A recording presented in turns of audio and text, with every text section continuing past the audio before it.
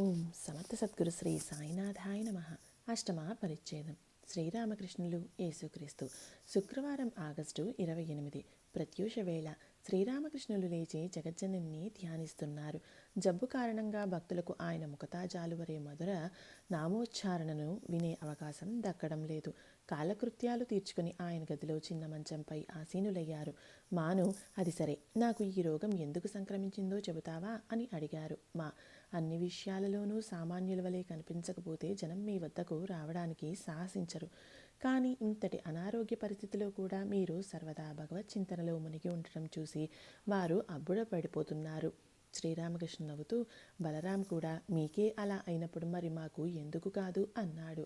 సీత కోసం దుఃఖిస్తూ రాముడు తన ధనస్సు కూడా ఎత్తలేక పోవడం చూసి లక్ష్మణుడు అచ్చరువొందాడు. పంచభూతాల వలలో చిక్కుకొని బ్రహ్మం కూడా విలపించింది. భక్తుల కష్టాలను చూసి యేసుక్రీస్తు కూడా సామాన్యుడిలా విలపించాడు. శ్రీరామకృష్ణులు, ఏమిటా కదా? మార్తా మేరీలు ఇద్దరు అక్క చెల్లెళ్ళు. లాజరస్ వారి సోదరుడు. వారు ముగ్గురు యేసు ప్రభు భక్తులు. లాజరస్ మరణించాడు. యేసుక్రీస్తు ఆ సమయంలో వారి ఇంటికి వెళ్తున్నాడు. మేరీ పరిగెత్తుకుంటూ వెళ్ళి ఆయన పాదాల వద్ద మోకరిల్లింది. విలపిస్తూ ఇలా అంది, ప్రభు, నువ్వు కనుక వచ్చి ఉంటే మా సోదరుడు మరణించేవాడు కాదు. ఆమె విలాపం చూసి యేసుక్రీస్తు కూడా కళ్ళనీళ్ల పర్యంతం అయ్యాడు. తర్వాత ఆయన గోరీ వద్దకు వెళ్ళి లాజరస్ను పేరు పెట్టి పిలిచాడు. వెంటనే లాజరస్ మళ్ళీ సజీవుడై ఆయన వద్దకు వచ్చాడు. శ్రీరామకృష్ణులు, కానీ నేను అలాంటివి చేయజాలను. అయితే అవన్నీ మీరు మీ ఇచ్చ మేరకే చేయడం లేదు. అవన్నీ సిద్ధులు, అందుకే మీరు వాటిని చేయడం లేదు. అలాంటి శక్తులను ప్రదర్శించడం వల్ల జనం ఆసక్తి వారి దేహం వైపుకు మరలుతుంది, శుద్ధభక్తి వైపు మరలదు. అందుకే మీరు అటువంటి అద్భుతాలు ప్రదర్శించటం లేదు. కానీ మీకు యేసుక్రీస్తుకు చాలా పోలికలు ఉన్నాయి. శ్రీరామకృష్ణులు నవ్వుతూ, ఇంకా ఏ పోలికలు ఉన్నాయి? మీరు భక్తులను ఉపవసించమనో లేక మరేదైనా కఠోర నియమాలను పాటించమనో చెప్పరు. ఆహారం విషయంలో మీరు ఎలాంటి కఠిన నిబంధనలు విధించరు. యేసుక్రీస్తు శిష్యులు ఆదివారం నాడు నియమానుసారం ఉపవాసం చెయ్యలేదు. అందువల్ల శాస్త్రానుసారం వర్తించే వాళ్ళు వారిని చీవాట్లు పెట్టారు. అందుకు యేసుక్రీస్తు ఇలా అన్నాడు, వారు తినడం వల్ల మంచి పనే చేశారు. మగపెళ్లివారు పెళ్లి కొడుకుతో ఉన్నంతకాలం నవ్వులు కేరింతలతో వేడుక చేసుకుంటారు. శ్రీరామకృష్ణులు, దీని అర్థం ఏమిటి? దీని అర్థం, అవతార పురుషుని శిష్యులు ఆయనతో ఉన్నంతకాలం అమితోత్సాహంతో ఉంటారు. వారు ఎందుకు దుఃఖంలో ఉండాలి? కానీ ఆయన స్వధామానికి వెళ్ళిపోయినప్పటి నుండి వారికి కష్టకాలం మొదలవుతుంది. శ్రీరామకృష్ణులు నవ్వుతూ, ఇంకా ఏమైనా పోలికలు ఉన్నాయా? మీరు అంటూ ఉంటారే, బాలురలో కామినీ కాంచనాలు ఇంకా ప్రవేశించలేదు. వారు ఉపదేశాలను చక్కగా అర్థం చేసుకోగలరు. కొత్త కుండలో పాలను ఉంచవచ్చు, కానీ ఇదివరకు పెరుగుతోడు పెట్టిన కుండల్లో పాలను ఉంచినట్లయితే అవి విరిగిపోవచ్చు అని క్రీస్తు కూడా అలాగే చెప్పాడు. శ్రీరామకృష్ణులు, ఆయన ఏమనేవాడు? పాత సీసాలో కొత్త మద్యాన్ని పెట్టినట్లయితే సీసా పగిలిపోవచ్చు. పాత వస్త్రాన్ని కొత్త వస్త్రంతో అతుకువేసి కుట్టితే పాత వస్త్రం చిరిగిపోతుంది. పైగా మీరు చెబుతూ ఉంటారు కదా, నేను అమ్మ ఒక్కటేనని. అలాగే క్రీస్తు కూడా నేను నా పిత ఒక్కడే అనేవాడు. శ్రీరామకృష్ణులు నవ్వుతూ, ఇంకా ఏమైనా ఉందా?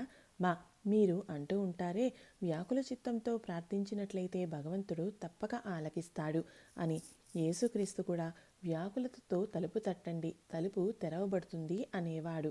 శ్రీరామకృష్ణులు, అది సరే, నువ్వు చెబుతున్నట్లు భగవంతుడే మళ్ళీ అవతరించాడు అంటే అది పూర్ణావతారమా లేక కళ లేక అంశావతారమా? అయ్యా, పూర్ణమా అంశ లేక కళ అన్న విషయం నాకు అర్థం కావడం లేదు. కానీ మీరు చెప్పినట్లు గోడలోని గుండ్రని రంధ్రం విషయం మాత్రం అర్థం చేసుకున్నాను. శ్రీరామకృష్ణులు, అదేమిటో కాస్త చెప్పు. గోడలో ఒక గుండ్రని రంధ్రం ఉన్నది. ఆ రంధ్రం గుండా గోడకు ఆవల ఉన్న మైదానం కొంత కనిపిస్తోంది. అదేవిధంగా మీలో నుండి ఆ అనంత భగవత్ స్వరూపాన్ని కొద్దిగా చూడగలం. శ్రీరామకృష్ణులు, అవును, ఒక్కసారిగా 2-3 క్రోసుల దూరం వరకు చూడవచ్చు. లేచి చాందినీ ఘాట్కు వెళ్ళాడు. గంగా స్నానం చేసి తిరిగి గదిలోకి వచ్చాడు. అప్పుడు సమయం ఉదయం 8 గంటలు అవుతోంది. లాటూను జగన్నాథస్వామి అన్నప్రసాదం ఇవ్వమని అడిగాడు. శ్రీరామకృష్ణులు, మా పక్కన నిలబడి ఇలా అన్నారు. ఈ ప్రసాదాన్ని క్రమం తప్పకుండా పుచ్చుకుంటూ ఉండు. భక్తులైన వారు ప్రసాదం తినకుండా తక్కిన ఆహారం ఏదీ తినరు.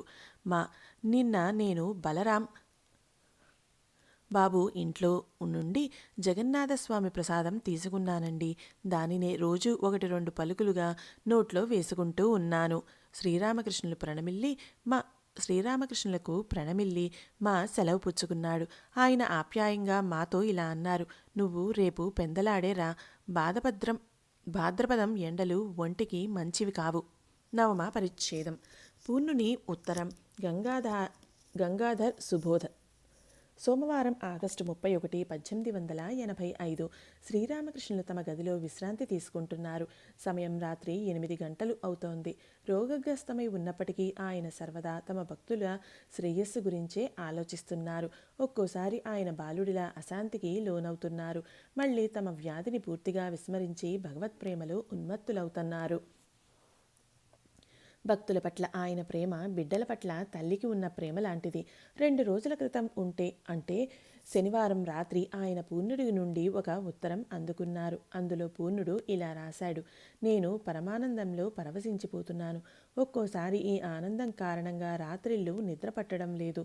ఉత్తరంలోని విషయాన్ని విన్న తర్వాత శ్రీరామకృష్ణులు ఇలా అన్నారు. ఇది వింటుంటే నాకు రోమాంచితం అవుతోంది.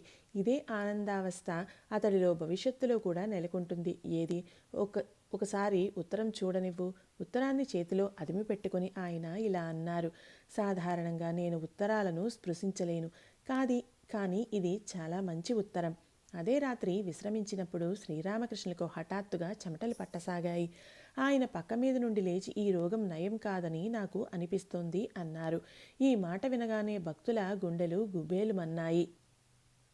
శ్రీరామకృష్ణ సేవార్థం శారదామాత దక్షిణేశ్వర కాళీ ఆలయానికి వచ్చి ఉన్నారు. నహబత్తులో నివసిస్తున్నారు. నహబత్తులో ఆమె ఉన్నట్లు ఏదో 1-2 భక్తులకు తప్ప మరెవ్వరికీ తెలియదు. ఒక భక్తురాలు గోలప్మ ఎన్నో రోజులుగా నహబత్తులో శారదామాతతో పాటు బస చేస్తోంది. ఆ భక్తురాలు శ్రీరామకృష్ణులను దర్శించే నిమిత్తం తరచూ ఆయన గదికి వస్తూ ఉంది.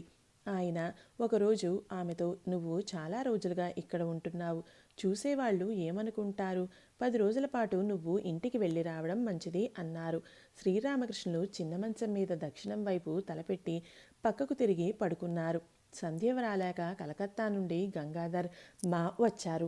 గంగాధర్ శ్రీరామకృష్ణ పాదాల వద్ద కూర్చున్నాడు. ఆయన మాతో మాట్లాడసాగారు. శ్రీరామకృష్ణులు, ఆ రోజు ఇక్కడకు 2 కుర్రవాళ్లు వచ్చారు. వారిలో ఒకడు శంకర్ ఘోష్ మునిమనవడు సుబోధ్, మరొకడు అతడి పక్కింటబ్బాయి క్షీరోద్. 2 మంచి కుర్రవాళ్ళు. వారితో నేను ప్రస్తుతం నాకు అస్వస్థతగా ఉంది అన్నాను. పిదప నీ వద్దకు వెళ్ళి ఏమైనా ఉపదేశం పొందమని చెప్పాను. నువ్వు వారి పట్ల కొద్దిగా ధ్యాస ఉంచు. అలాగేనండి. వారు మా పొరుగింటి వారే. శ్రీరామకృష్ణులు, ఆ రోజు మళ్ళీ చెమటలు పట్టడంతో నిద్రాభంగం అయింది. ఈ వ్యాధి ఏమిటో అంతుపట్టడం లేదు. అయ్యా, మిమ్మల్ని ఒకసారి భగవాన్ రుద్రకు చూపించాలని నిర్ణయించుకున్నాం. అతడు MD చేసినవాడు, బాగా అనుభవం ఉన్న వైద్యుడు. శ్రీరామకృష్ణులు, ఎంత తీసుకుంటాడేమిటి? మామూలుగా అయితే 20 లేక 25 రూపాయలు పుచ్చుకుంటాడు. శ్రీరామకృష్ణులు, అయితే వద్దులే. లేదండి, మనం కేవలం 4 లేక 5 రూపాయలు మాత్రమే చెల్లిస్తాము. శ్రీరామకృష్ణులు, ఒకవేళ అతడితో దయ ఉంచి ఆయన్ను వచ్చి చూడండి అంటే ఎలా ఉంటుంది? అతడు శ్రీరామకృష్ణుల విషయాలు ఏవీ వినలేదా? విన్నట్టే ఉన్నాడండి. దాదాపుగా రుసుం ఏమీ పుచ్చుకోననే అన్నాడు. కానీ మేమే ఇవ్వాలి అనుకున్నాము. అప్పుడు అతడు మళ్ళీ ఇక్కడకు వస్తాడు. శ్రీరామకృష్ణులు, నితాయ్, డాక్టర్ను కూడా రమ్మనమని చెప్పు. అతడు మంచి డాక్టర్. కానీ ఈ డాక్టర్లు ఏం చేస్తారో తెలియదు. ఊరికే గొంతును అదుముతూ వ్యాధిని మరింత ప్రకోపింప చేస్తారు. సమయం రాత్రి 9 గంటలవుతోంది. శ్రీరామకృష్ణులు కొద్దిగా రవ్వ పాయసం సేవించారు. దాన్ని సేవించడంలో ఆయనకు ఏ ఇబ్బంది కలగలేదు. ఆ మాత్రానికే ఆయన ఎంతగానో సంబరపడిపోతూ మాతో ఇలా అన్నారు. కొద్దిగా తినగలిగాను. నాకు ఎంతో ఆనందంగా ఉంది. దశమ పరిచ్ఛేదం. జన్మాష్టమి రోజున భక్తులతో. మంగళవారం సెప్టెంబర్ 1. శ్రీరామకృష్ణులు స్నానం చేయనున్నారు. దక్షిణ వసారాలో ఆయనకు ఒక భక్తుడు నూనె రాస్తున్నాడు. గంగా స్నానం చేసి వచ్చి శ్రీరామకృష్ణులకు ప్రణామం చేశాడు. పిదప శ్రీరామకృష్ణులు స్నానం చేసి ఒంటికి ఒక తువ్వాలు చుట్టుకున్నారు. వసారాల నుండి చేతులు జోడించి ఆలయాల వైపుకు తిరిగి ఆలయమూర్తులకు నమస్కరించారు. జబ్బు కారణంగా ఆయన ఆలయాలకు వెళ్ళలేదు. నేడు శ్రీకృష్ణ జన్మాష్టమి. రామ్ తదితర భక్తులు శ్రీరామకృష్ణుల కోసం నూతన వస్త్రాలు, బృందావనం దోవతి, పట్టుతో నేసిన ఎరుపు ఉత్తరీయం తీసుకుని వచ్చారు. శ్రీరామకృష్ణులు వాటిని ధరించి శోభాయమానంగా కనిపించారు. నూతన వస్త్రాలు ధరించాక ఆయన మళ్ళీ ఆలయాల వైపుకు తిరిగి నమస్కరించారు. కామార్హాటీకి చెందిన గోపాల్మ ఇంటి నుండి తన గోపాలుడి కోసం గోపాల్మ శ్రీరామకృష్ణుల బాలగోపాలుడిగా పరిగణిస్తుంది. గోపాల అని పిలుస్తుంది. ఏదో తినుబండారం తయారు చేసి తీసుకువచ్చింది. దుఃఖంతో వగజుతూ ఆమె శ్రీరామకృష్ణులతో, కానీ నువ్వు ఇవేవీ తినవే అన్నది. శ్రీరామకృష్ణులు, నాకు అస్వస్థతగా ఉంది కదా. గోపాల్, మా ఏం చేసేది, అది నా దౌర్భాగ్యం, కాస్త నీ చేతిలోకి తీసుకో. శ్రీరామకృష్ణులు, నువ్వు నన్ను ఆశీర్వదించు. ఒక భక్తుడు పటిక బెల్లం తీసుకువచ్చాడు. నేను దాన్ని నహబత్తుకు తీసుకుపోతాను అంది గోపాల్మ. శ్రీరామకృష్ణులు, వద్దు వద్దు, దాన్ని ఇక్కడే ఉండనివ్వు. చీటికి మాటికి దానికోసం నహబత్తుకు ఎవరు పోతూ ఉంటారు, దాన్ని ఇక్కడే ఉంచు అన్నారు. సమయం ఉదయం 11 గంటలు అవుతోంది. క్రమక్రమంగా భక్తులు రాసాగారు. బలరాం, నరేంద్రుడు, చిన్న నరేంద్రుడు, నవగోపాల్, కాటోవాకు చెందిన వైష్ణవుడు వచ్చారు. రాకాల్, లాటూలు శ్రీరామకృష్ణులతోనే ఉంటున్నారు. పంజాబీ సాధువు ఒక ఆయన కొన్ని రోజులుగా పంచవటిలో ఉంటున్నాడు. చిన్న నరేంద్రుడికి నుదుట కంతి లేచింది. శ్రీరామకృష్ణులు భక్తులతో పాటు పంచవటిలో అటు ఇటు నడుస్తున్నారు. చిన్న నరేంద్రుడితో ఇలా అన్నారు, నువ్వు నీ కురుపును తీసివేయించుకో. అది ఉన్నది కంఠంలో కాదు కదా, నుదుటనే. అది ఏమంత పెద్ద పని కాదులే. జనులు వృషణాల వాపును కూడా తీసివేయించుకుంటారు. నవ్వులు. పంజాబీ సాధువు తోట బాటగుండా వెళ్తున్నాడు. శ్రీరామకృష్ణులు ఇలా అన్నారు, నేను అతన్ని ఆకర్షించలేను. అతడిది జ్ఞాని వైఖరి. అతడు నాకు ఎండుగట్టెలా తోస్తున్నాడు.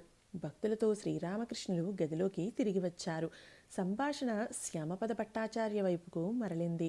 బలరాం, శ్యామపదుడు ఇలా అన్నాడు, శ్రీరామకృష్ణులు నరేంద్రుడి ఛాతిపై పాదం ఉంచినప్పుడు అతడికి భావావస్థ కలిగింది. కానీ నాకు మాత్రం అలా కలగలేదు. శ్రీరామకృష్ణులు, అసలు సంగతి ఏమిటో చెప్పనా?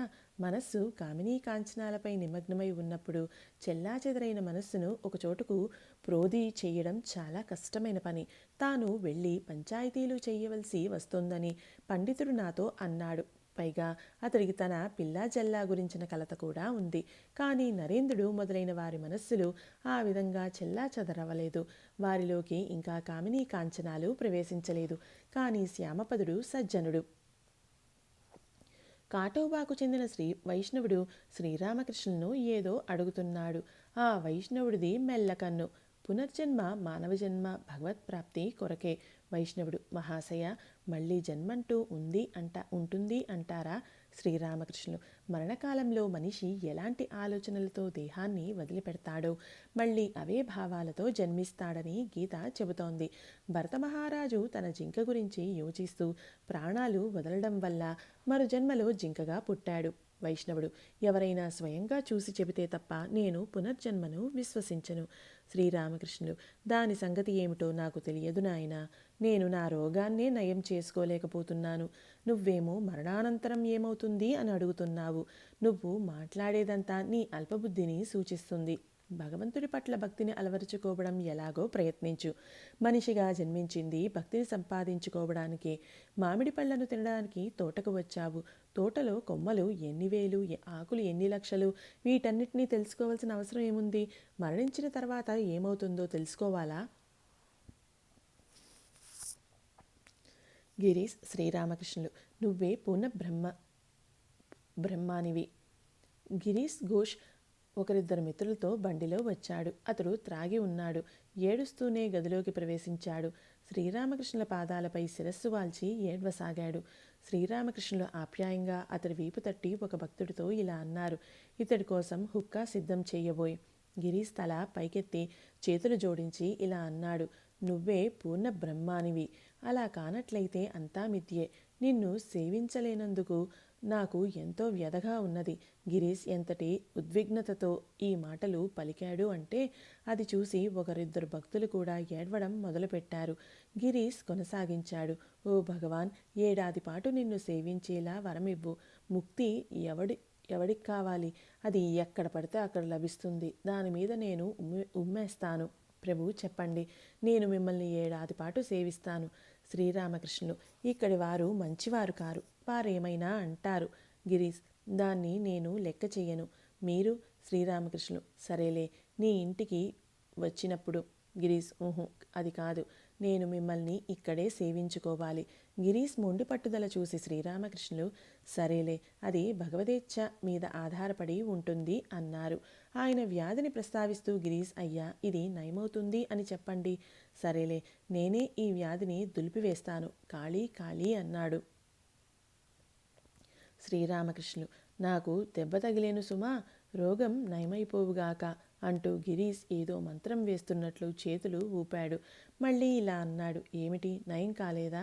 మీ పాదపద్మాల పట్ల నాకు ఒక్కింతైన భక్తి ఉన్నట్లయితే ఈ రోగం నయమైపోవుగాక. చెప్పండి, నయమవ్వాలని చెప్పండి. శ్రీరామకృష్ణులు విసుగుతూ, వెళ్ళవయ్యా వెళ్ళు. నేను అలా చెప్పలేను. రోగం నయం చేయమని అమ్మతో నేను చెప్పజాలను. సరే, భగవదేచ్ఛ ఉన్నట్లయితే నయమైపోతుందిలే. గిరీష్, ఆహా, మీ మాటలు నా వద్ద, అంతా మీ ఇచ్ఛ మీదనే ఆధారపడి ఉంది. శ్రీరామకృష్ణులు, ఛీ, అలాంటి మాటలు మాట్లాడరాదు. భక్తవత్ న చ కృష్ణవత్ అంటే నన్ను నేను కృష్ణుడి భక్తుడిగా భావించుకుంటాను, కానీ కృష్ణుడిగా కాదు. నీకు ఎలా అనిపిస్తే అలా భావించుకో. నీ గురువును నువ్వు భగవంతుడిగా భావించుకోవచ్చు, కానీ అలా మాట్లాడటం మాత్రం తప్పు. ఆ విధంగా మాట్లాడరాదు. గిరీష్, ఈ జబ్బు నయమవ్వాలని చెప్పండి. శ్రీరామకృష్ణులు, మంచిది, అది నీకు సంతోషమైతే. గిరీష్ ఇంకా తాగుడు మైకంలోనే ఉన్నాడు. మధ్య మధ్యలో శ్రీరామకృష్ణులతో ఇలా అంటున్నాడు, అయ్యా, ఈసారి మీరు దివ్య రూపంలో ఎందుకు జన్మించలేదు? కాసేపటి తర్వాత ఈసారి వంగదేశం ఉద్ధరింపబడుతోంది అన్నాడు. ఒక భక్తుడు తనలో తాను ఇలా అనుకున్నాడు, వంగదేశం మాత్రమే ఎందుకు, యావత్ ప్రపంచం ఉద్ధరింపబడుతోంది. తర్వాత గిరీష్ భక్తులందరినీ ఉద్దేశిస్తూ ఇలా అన్నాడు, ఈయన ఇక్కడ ఎందుకు ఉన్నారో తెలుసా? జీవుల దుఃఖాలను చూసి ద్రవించిపోయి వారిని ఉద్ధరించడానికి వచ్చారు. బండివాడు గిరీష్ ఘోష్ను పిలుస్తున్నాడు. గిరీష్ లేచి బండివాడి వద్దకు వెళ్ళసాగాడు. శ్రీరామకృష్ణులు, నాతో నువ్వు కూడా వెంట వెళ్ళి ఎక్కడకు వెళ్తున్నాడో చూడు. బండివాడిని కొట్టడమైతే చేయుడు కదా అన్నారు. మా లేచి గిరీష్ వెంట వెళ్ళాడు. కాసేపటి తర్వాత గిరీష్ తిరిగి వచ్చి శ్రీరామకృష్ణులను ఇలా ప్రార్థించసాగాడు, ఓ భగవాన్, ఎన్నడూ లేస మాత్రమైన పాపచింతన అనేది లేకుండా నాకు పవిత్రతను ఇవ్వు. శ్రీరామకృష్ణులు, నువ్వు పవిత్రుడవే కదా, నీకు ఎంతటి భక్తి విశ్వాసాలు ఉన్నాయని నువ్వు ఆనందంగా ఉంటున్నావు, కాదంటావా? గిరీష్, లేదండి, మనస్సు బాగోలేదు, అశాంతితో నిండి ఉంది, అందుకే తప్ప తాగాను. కాసేపటి తర్వాత గిరీష్ మళ్ళీ ఇలా అన్నాడు, భగవాన్, ఆఖరికి నేను కూడా పూర్ణబ్రహ్మ భగవంతుణ్ణి సేవిస్తున్నందుకు ఆశ్చర్యంగా ఉంది. నేనంతటి తపస్సు ఏం చేశానని నాకు మిమ్మల్ని సేవించే భాగ్యం లభించింది. శ్రీరామకృష్ణులు మధ్యాహ్న భోజనం ఆరగించారు. వ్యాధి కారణంగా స్వల్పంగా మాత్రమే పుచ్చుకున్నారు. శ్రీరామకృష్ణుల మనసు సర్వదా భావావస్థలో విహరిస్తూ ఉంటుంది. ఎంతో ప్రయత్నం మీద ఆయన దేహాన్ని గుర్తించగలిగే స్థాయికి తమ మనస్సును తీసుకువస్తారు. కానీ పసిపిల్లాడిలా ఆయన కూడా దేహాన్ని సంరక్షించుకోలేరు. పసిపిల్లాడిలా ఆయన ఇలా అన్నారు, కొద్దిగా తిన్నాను, ఇప్పుడు కాసేపు విశ్రమిస్తాను, మీరు బయటకు వెళ్ళి కూర్చోండి. ఇలా పలికి ఆయన కాసేపు విశ్రాంతి తీసుకున్నారు. తర్వాత భక్తుల గదిలోకి తిరిగి వచ్చారు. గురువు ఇష్టదైవం. గిరీష్, గురువు ఇష్టదైవం, నాకు గురురూపం బాగా నచ్చుతోంది. అసలు భయపడను, అయితే భావావస్థను చూస్తే మాత్రం ఆమెడ దూరం పరిగెడతాను. భావావస్థను చూస్తే భయం వేస్తుంది. శ్రీరామకృష్ణులు, ఎవరైతే ఇష్టదైవమో ఆయనే గురు రూపంలో వస్తాడు. శవసాధన అనంతరం ఇష్టదైవాన్ని దర్శించినప్పుడు గురువే స్వయంగా అగుపడి శిష్యుడికి ఇష్టదైవాన్ని చూపుతూ అతడితో ఇదే అది అంటాడు. ఈ విధంగా పలుకుతూ గురువు ఇష్టదైవంలో లీనమైపోతాడు. అటుపైన శిష్యుడు గురువును మరి చూడజాలడు. పూర్ణ జ్ఞానం కలిగినప్పుడు మరి గురువు ఎవరు, శిష్యుడు ఎవరు? అదే సందిగ్ధ పరిస్థితిని సృష్టిస్తుంది. అక్కడ గురు శిష్యులు ఒకరినొకరు చూసుకోరు. ఒక భక్తుడు: గురువు శిరస్సు, శిష్యుడు పాదాలు. గిరీష్ ఆనందంతో: అవునవును నవగోపాల్, దీని అర్థం వినండి. శిష్యుడి శిరస్సు గురువుకు చెందినది, గురువు పాదాలు శిష్యుడి చెందుతవి. ఏమంటావ్ గిరీష్? అది కాదు దాని అర్థం. తండ్రి భుజాల మీద కుమారుడు కూర్చోడా ఏమిటి? అందుకే శిష్యుడికి పాదాలు అని ప్రస్తావింపబడింది.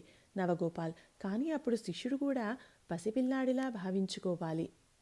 2 రకాల భక్తులు: పిల్లి పిల్ల, కోతి పిల్ల. శ్రీరామకృష్ణులు: భక్తులు 2 రకాలుగా ఉంటారు.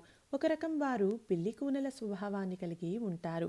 పిల్లి కూన తన తల్లి మీదే పూర్తిగా ఆధారపడి ఉంటుంది. తల్లి తన్ను తన ఇష్టం వచ్చినట్లు చూసుకొని అనే ఉద్దేశంతో పిల్లి కూన కేవలం మ్యావ్ మ్యావ్ అని మాత్రమే అంటుంది. ఎక్కడికి వెళ్ళాలి, ఏం చెయ్యాలి, ఈ విషయాలేవి దానికి తెలియవు. తల్లి దాన్ని ఒక్కోసారి పొయ్యి దగ్గర పడేస్తుంది, మరోసారి పక్క మీద ఉంచుతుంది. అదేవిధంగా భక్తుడు కూడా భగవంతుడికి ముక్త్యారునామా ఇచ్చివేస్తాడు. ముక్త్యారునామానిచ్చి నిశ్చింతగా ఉంటాడు. సిక్కులు ఒకసారి భగవంతుడు దయాళువు అన్నారు. నేను వారితో ఇలా అన్నాను: భగవంతుడు మనకు తల్లి తండ్రి, మరి ఆయన్ను దయాళువు అనడం ఏంటి? బిడ్డకు జన్మనిచ్చాక తల్లిదండ్రులు అతని ఆలనా పాలన చూడరా? లేకుంటే బ్రాహ్మణపేటలోని వారు వచ్చి పిల్లవాడి బాగోగులు చూస్తారా ఏమిటి? ఈ రకానికి చెందిన భక్తులకు భగవంతుడే మనకు తల్లి తండ్రి అని యథార్థ విశ్వాసం ఉంటుంది. మరో రకం భక్తులు ఉన్నారు. వారి స్వభావం కోతిపిల్ల లాంటిది. కోతిపిల్ల తానే స్వయంగా ఏదో విధంగా తల్లిని పట్టుకుని ఉంటుంది. ఈ రకానికి చెందిన భక్తులకు కొద్దిగా కర్తృత్వ భావన ఉంటుంది. వారి భావం ఇలా ఉంటుంది: నేను తీర్థయాత్రలు చేయాలి, జపతపాలు అనుష్ఠించాలి, షోడశోపచార పూజలు చేయాలి, అప్పుడే భగవంతుణ్ణి పొందగలను. 2 రకాల వారు భక్తులే. భక్తులతో మీరు ఎంతగా ముందుకు పోతే అంతగా భగవంతుడే సర్వము అయి ఉన్నట్లు, సమస్తము ఆయనే చేస్తూ ఉన్నట్లు కాంచగలరు. గురువు ఆయనే, ఇష్టదైవము ఆయనే, భక్తి జ్ఞానాలన్నింటినీ ఇచ్చేది ఆయనే. ముందుకు వెళ్లే కొద్దీ చందనవనాలకు ఆవల కూడా ఎన్నో వస్తువులు ఉన్నట్లు చూడగలరు. వెండి గనులు, బంగారు గనులు, మణిమాణిక్యాలు. అందుకే ముందుకు వెళ్ళండి. కానీ ముందుకు వెళ్ళమని జనానికి ఎలా చెప్పగలను? గృహస్థులు ఎక్కువగా ముందుకు వెళ్లే కొద్దీ వారికి సంసారం అంటూ ఏమీ నిలువదు. కేశవసేన్ ఉపాసన చేసేటప్పుడు, ఓ భగవంతుడా, నన్ను నీ భక్తివాహినిలో మునిగిపోయేలా చెయ్యి అన్నాడు. ఉపాసన పూర్తయ్యాక నేను కేశవ్తో ఇలా అన్నాను: ఏమయ్యా, నువ్వు భక్తివాహినిలో పూర్తిగా ఎలా మునిగిపోగలవు? అలా మునిగిపోతే తెర వెనుక కూర్చున్న వారి అనగా ఇంటి స్త్రీల పరిస్థితి ఏమిటి? కానీ ఒక పని చెయ్యి, మధ్య మధ్యలో మునక వేస్తూ ఉండు, మళ్ళీ ఒడ్డుకు వస్తూ ఉండు. అందరూ నవ్వారు. వాదప్రతివాదాలు వ్యర్థం, సాధన వ్యాకులతలే ప్రధానం. కాటోవా బ్రాహ్మణుడు ఏదో వాదిస్తున్నాడు. శ్రీరామకృష్ణులు అతడితో ఇలా అన్నారు: నువ్వు ఈ విధంగా చిటపటలాడటం వదిలిపెట్టు. వెన్న కాస్తూ ఉన్నప్పుడు మొదట ఆ శబ్దం వస్తోంది. ఒకసారి భగవదానందాన్ని చవిచూస్తే వాద ప్రతివాదాల పట్ల మోజు సమసిపోతుంది. మధుపానంలోని ఆనందం పొందాక భ్రమరం మరి వృధ చెయ్యదు.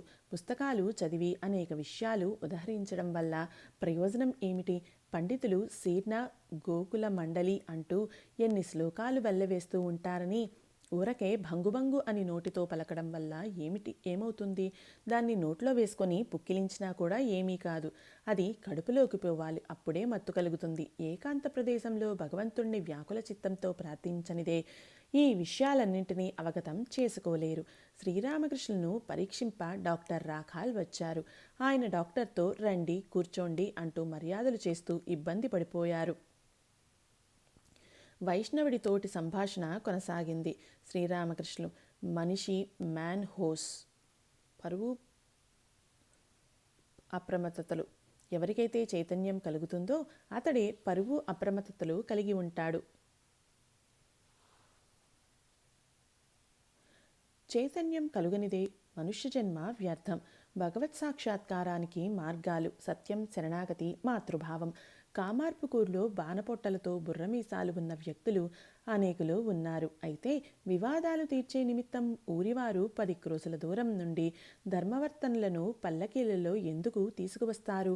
వారు ధర్మపరాయణులు, సత్యనిష్ట కలవారు కాబట్టి ఊరివారు వట్టి పండితులను తీసుకురారు.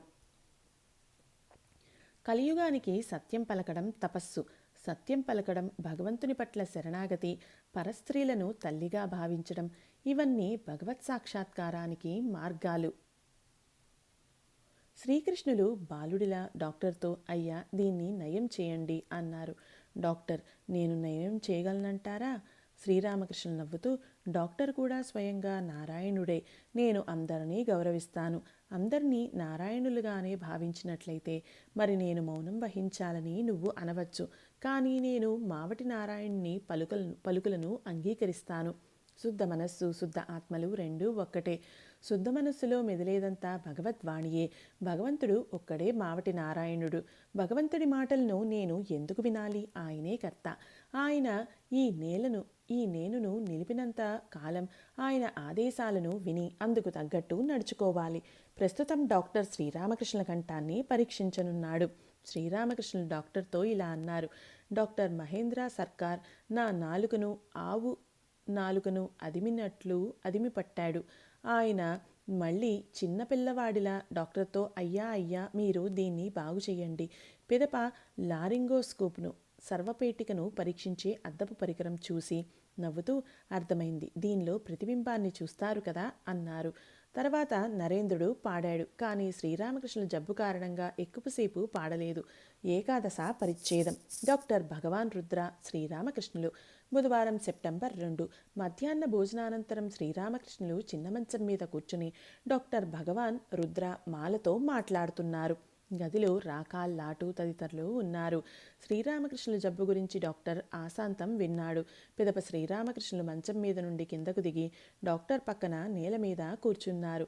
శ్రీరామకృష్ణులు, చూడవయ్యా, నా దేహ స్వభావం భిన్నమైంది. ఔషధం వంటబట్టదు. అది సరే, దీని గురించి నీ అభిప్రాయం ఏమిటి? ఒక నాణ్యాన్ని తాకగానే నా చేయి కొంకర్లు తిరిగిపోయింది, శ్వాస ఆగిపోయింది. పైగా నేను దోవతికి ముడి వేసుకున్నట్లయితే డబ్బు ఉంచడానికి వేసుకునే ముడి లాంటిది. ఆ ముడి విప్పనంత వరకు శ్వాస ఆగిపోతుంది. ఇలా పలికి శ్రీరామకృష్ణులు ఒక భక్తుడితో 1 రూపాయి నాణ్యాన్ని తీసుకురమ్మని చెప్పారు. శ్రీరామకృష్ణుల చేతిలో నాణ్యం పెట్టగానే చెయ్యి వంకర్లు తిరిగిపోతోంది. ఊపిరి ఆగిపోయింది. చేతిలో నుండి నాణ్యం తీసివేశాక ఆయన 3 సార్లు గాఢంగా ఊపిరి పీల్చుకున్నారు. అప్పుడు ఆయన చెయ్యి మళ్ళీ మామూలుగా అయింది. ఇదంతా చూస్తూ డాక్టర్ నివ్వెరపోయాడు. మాతో, యాక్షన్ ఆన్ ద నర్వ్స్, నరాల మీద ప్రభావం చూపుతోంది అన్నాడు. శ్రీరామకృష్ణులు డాక్టర్తో, నాకు మరో స్థితి కూడా కలుగుతోంది. నేను దేన్ని కూడబెట్టలేను. ఒకసారి శంభు మల్లిక్ తోటకు వెళ్ళాను. అప్పుడు ఉదర వ్యాధితో ఎంతగానో బాధపడుతూ ఉండేవాడిని. అప్పుడప్పుడు కొద్దిగా నల్లమందు పుచ్చుకుంటే వ్యాధి తగ్గిపోతుంది అన్నాడు శంభు. ఇలా అంటూ అతడు నా దోవతి అంచున కొద్దిగా నల్లమందు ముడివేశాడు.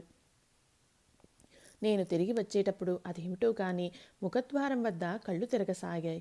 ఎంతగా వెతికినప్పటికీ దారి కనబడటం లేదు. అప్పుడు నల్లమందును పారేశాక మళ్ళీ నాకు మామూలు స్థితి కలిగింది. అప్పుడు తోట నుండి తిరిగి వచ్చేశాను. కామార్పుకూరులో ఒకసారి నేను మామిడి పళ్ళను కోసి తీసుకువస్తున్నాను. కానీ నడవలేకపోయాను. అలాగే నిలబడిపోయాను. ఆ పళ్ళను ఒక గోతిలో పడేశాకనే కదలగలిగాను. అది సరే, దీని గురించి నువ్వు ఏమంటావు?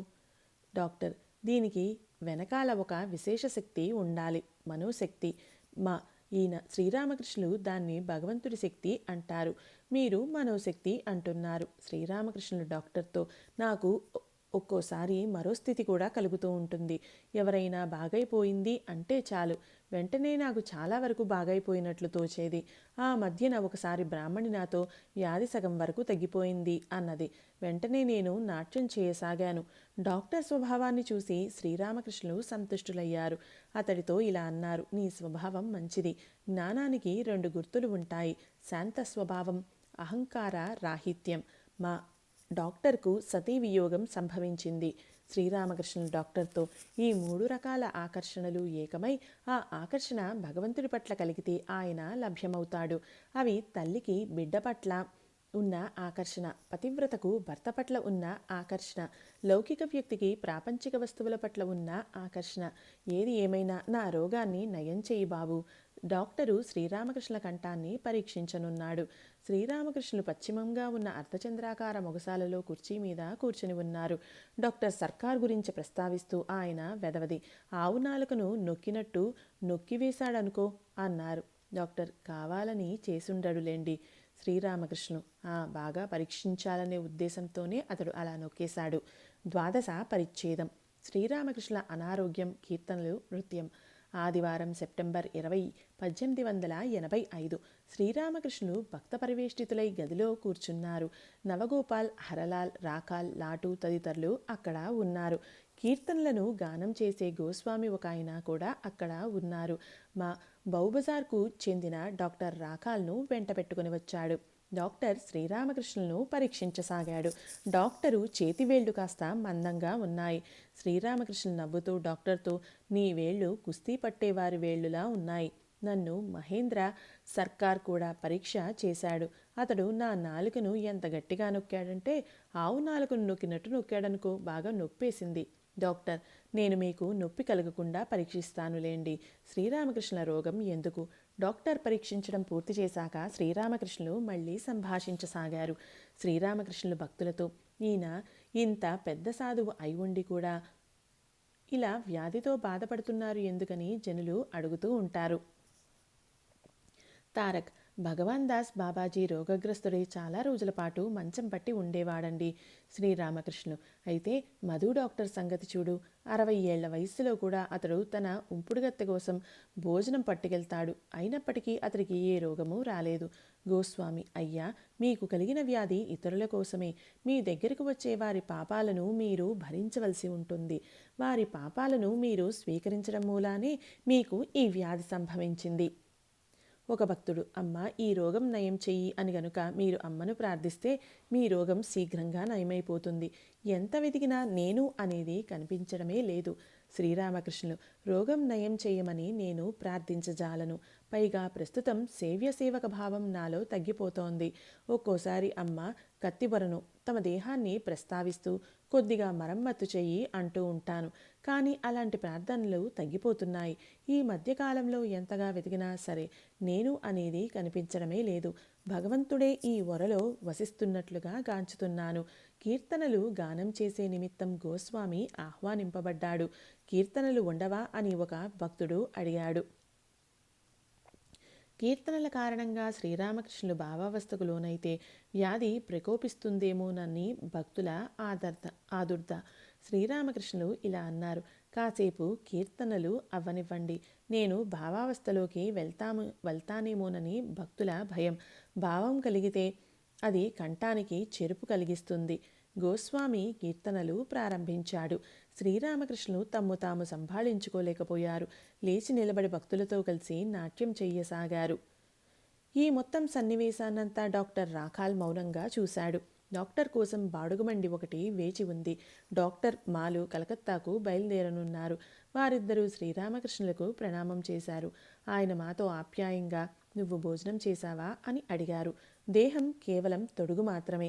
గురువారం సెప్టెంబర్ 24, 1885. పౌర్ణమి రాత్రి. శ్రీరామకృష్ణులు చిన్న మంచం మీద కూర్చొని ఉన్నారు. ఆయనకు ఎంతో అస్వస్థతగా ఉంది. మా తదితర భక్తులు నేల మీద కూర్చొని ఉన్నారు. శ్రీరామకృష్ణులు మాతో, అప్పుడప్పుడు ఈ దేహం కేవలం తొడుగులాంటిదేనని నాకు అనిపిస్తూ ఉంటుంది. ఇందులో ఆ అఖండ సచ్చిదానందుడు మినహా మరేమీ లేదు. భావావస్థలోకి వెళ్ళినప్పుడు ఈ కంఠరోగం నా నుండి తొలగి ఒకవైపున పడి ఉంటుంది. ప్రస్తుతం నాకు కొద్దిగా ఆ భావం కలుగుతోంది. నవ్వు వస్తోంది. ద్విజుడికి ఇంటికి చెందిన స్త్రీలు కొందరు వచ్చారు. వారు శ్రీరామకృష్ణులకు ప్రణామం చేసి ఒక మూల కూర్చున్నారు. వారిలో ఒకరిని చూపుతూ శ్రీరామకృష్ణులు, ఎవరీమే? ద్విజుణ్ణి పెంచింది ఈమెనా? ద్విజుడు ఏక్తార, ఒంటితీగ సితారా ఎందుకు కొన్నాడు అని అడిగారు. దానికి 2 తీగలు ఉన్నాయండి. శ్రీరామకృష్ణులు, ద్విజుడి తండ్రి ద్విజుడి అభిప్రాయాలను అంగీకరించడు. తక్కిన వారు ద్విజుణ్ణి విమర్శించవచ్చు. అందుకే ద్విజుడు గోప్యంగా భగవంతుణ్ణి ప్రార్థించడం మంచిది. శ్రీరామకృష్ణుల గదిలో గౌరాంగుడు మితాయిల చిత్రపటం ఒకటి గోడకు వేలాడుతోంది. వారిద్దరూ తమ సహచరులతో కలిసి నవద్వీపంలో సంకీర్తనలు చేస్తున్న దృశ్యం అది. రామ్లాల్ శ్రీరామకృష్ణులతో, ఈ చిత్రపటాన్ని నేను ఈయనకు మాకు ఇవ్వనా? శ్రీరామకృష్ణులు కొన్ని రోజులుగా డాక్టర్ ప్రతాప్ ఔషధం పుచ్చుకుంటున్నారు. ఆయన అర్ధరాత్రి లేచి ఎంతో అశాంతికి లోనయ్యారు. ఆయనకు సేవ చేస్తున్న హరీస్ అదే గదిలో ఉన్నాడు. రాఖాల్ కూడా ఉన్నాడు. రామ్లాల్ వసారాలో పడుకుని ఉన్నాడు. తదనంతరం శ్రీరామకృష్ణులు ఇలా అన్నారు: నేను ఎంతో అశాంతికి లోనయ్యాను. హరీస్ను ఆలింగనం చేసుకుందాము అనుకున్నాను. నా తల మీద ఔషధ తైలం రాసేసరికి సర్దుకున్నాను. పిదప నేను నాట్యం చెయ్యసాగాను. ఇది 44వ అధ్యాయం సంపూర్ణం. ఓం సమర్థ సద్గురు శ్రీ సాయినాథాయ నమః.